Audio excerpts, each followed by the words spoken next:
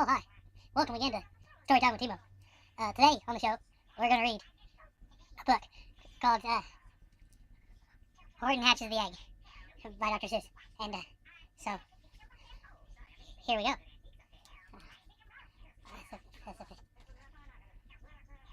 Horton Hatches the Egg by Dr. Seuss. Sighed Maisie, a lazy bird hatching an egg. I'm tired and... Oh, wait. We gotta do voices. I've never done voices for this book before. Other than Horton's. Because I did Horton's for another book. So I could probably do that one. And luckily, Horton's in most of the book. Because Horton Hatches the Egg, so...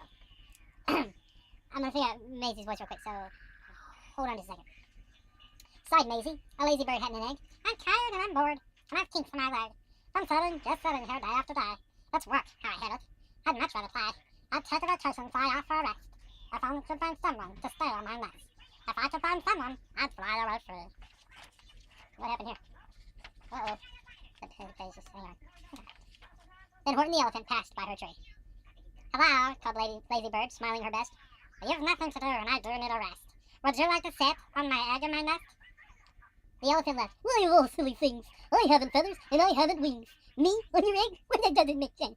Your egg is so small, man, and I'm so immense. Tut, tut, answered Maisie. Who says tut? Tut, tut. Tut, tut, answered Maisie. I know you're not small, but I'm sure you can do it. No trouble at all. Just sit on it softly. You're gentleman kind.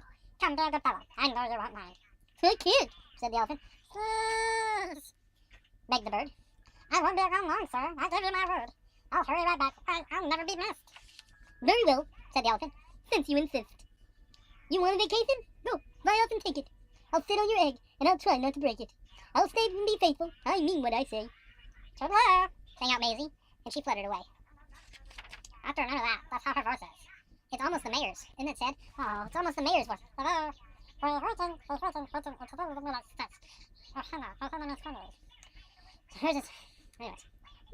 The first thing to do, murmured Horton. Let's see. The first thing to do is to prop up this tree. To make it much stronger, that has to be done. Before I get on it, I must weigh a ton. Then carefully, tenderly, gently he crept up the trunk to the nest where the little egg slept. Little egg. You see little egg? Little egg. Little egg. Little egg. Then Horton the elephant smiled. No, that's that. And he sat, and he sat, and he sat, and he sat. And he sat all that day, and he kept the egg warm. And he sat all that night, through a terrible storm. It poured and it lightened, it thundered, it rumbled. This isn't much fun, the poor elephant grumbled. I wish you'd come back, because I'm cold and I'm wet. I hope that Maisie bird doesn't forget. Poor guy, miserable. Just miserable. Miserably, as they say in other languages. Oh, take a pause for the calls when my eyeball's itching. Back in a moment, so please put your... So... Voila. But Maisie, by this time, was far beyond reach, enjoying the sunshine way off in Palm Beach, and having such fun, such a wonderful rest, decided she'd never go back to her nest. Never. So Horton kept sitting there day after day, and soon it was autumn. The eaves? I'm just going to skip some letters that don't make sense to me. And soon it was autumn. The leaves blew away. Then came the winter, the snow and the sleet, and icicles hung from his trunk and his feet. But Horton kept sitting, and said with a sneeze, I'll stay on this egg, and I won't let it freeze. I meant what I said, and I said what I meant. An elephant's faithful, 100%. So poor Horton sat there the whole winter through, and then came the springtime with troubles anew. His friends gathered round, and they shouted with glee, Oh, look, Horton the elephant, up on a tree. They taunted, they teased him, they yelled, How absurd. Oh, Horton the elephant thinks he's a bird. They laughed and they laughed, then they all ran away, and Horton was lonely. He wanted to play. But he sat on the egg and continued to say, I meant what I said, and I said what I meant. An elephant's faithful, 100%.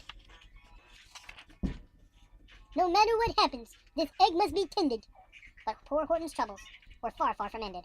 For while Horton sat there, so faithful, so kind, 3 hunters came sneaking up softly behind. He heard the men's footsteps. He turned with a start. 3 rifles were aiming right straight at his heart. Uh-oh. Ooh, there's a bird. Turn the page. Did he run? He did not. Horton stayed on that nest. He held his head high and he threw out his chest. And he looked at the hunters as much as to say, Shoot if you must, but I won't run away. I meant what I said, and I said what I meant. An elephant's faithful, 100%. But the men didn't shoot, much to Horton's surprise.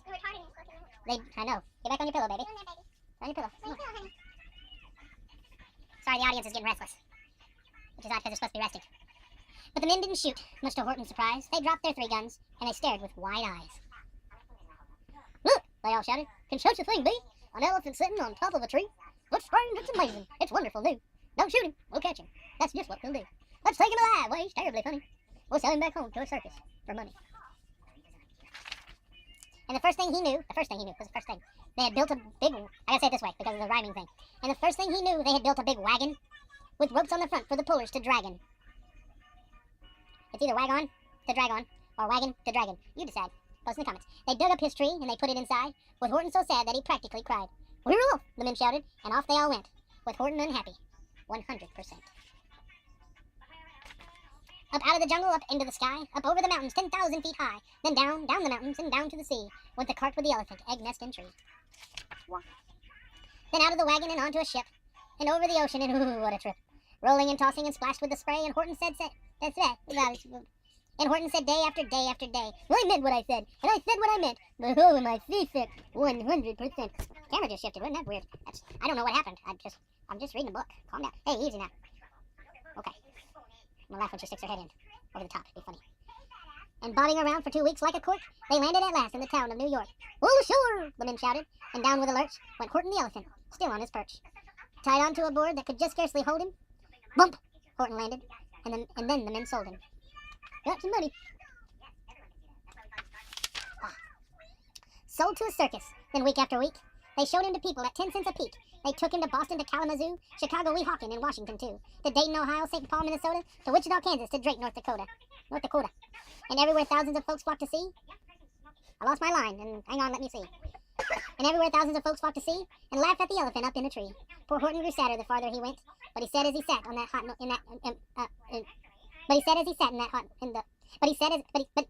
that's all, folks. But he said as he sat in that, it's not a tongue twister. This isn't Fox and Socks. But he said as he sat in the hot, noisy tent, I meant what I said, and I said what I meant. An elephant's faithful, 100%. That's how you tip this board just a touch. Okay, easy now. Okay. Then, one day, the circus show happened to reach a town way down south, not so far from Palm Beach. And dawdling along way up high in the sky, who, of all people, should chance to fly by? But that old good-for-nothing bird runaway Maisie, still on vacation and still just as lazy. And spying the flags with the tents just below, she sang out, what's her voice? What fun! Wow, don't ever saw. That's a temp Maisie voice. And she swooped from the clouds through an open tent door. Good gracious, gasped Maisie. I've seen her before. Poor Horton looked up, with his face white as chalk. He started to speak, but before he could talk, there rang out the noisiest, ear-splitting squeaks from the egg that he'd sat on for 51 weeks. A thumping, a bumping, a wild, alive scratching. My egg! Shouted Horton. My egg! Why, it's hatching! Crazy, crazy little egg. Crazy little thing called egg. But it's mine! Screamed the bird when she heard the egg crack. The work was all done. Now she wanted it back. It's my egg, she sputtered. You stole it from me. Get off my nest and get out of my tree. Maisie sucks. Shouldn't say sucks when I'm reading a children's story. Maisie blows like the breeze and the wind in the trees. Poor Horton backed down with a sad, heavy heart. But at that very instant, the egg burst apart. And out of the pieces of the red and white shell, from the egg that he'd sat on so long and so well, Horton the elephant saw something whiz. It had ears and a tail and a trunk just like his. What? And the people came shouting, what's all this about? They looked and they stared, with their eyes popping out. I should get to a doctor as soon as the story is over, because their eyes have popped out of their heads, and that's probably not good.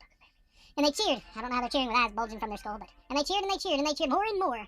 They'd never seen anything like it before. My goodness, my gracious. They shouted, my word. It's something brand new. It's an elephant bird. Palm Beach. That's in Miami? Should have been down like Corpus Christi. Should be down at South Padre Island. That's what it is. It's an elephant bird. Should be. I don't know. And it should be like that. Because Horton was faithful. He sat and he sat. He meant what he said, and he said what he meant.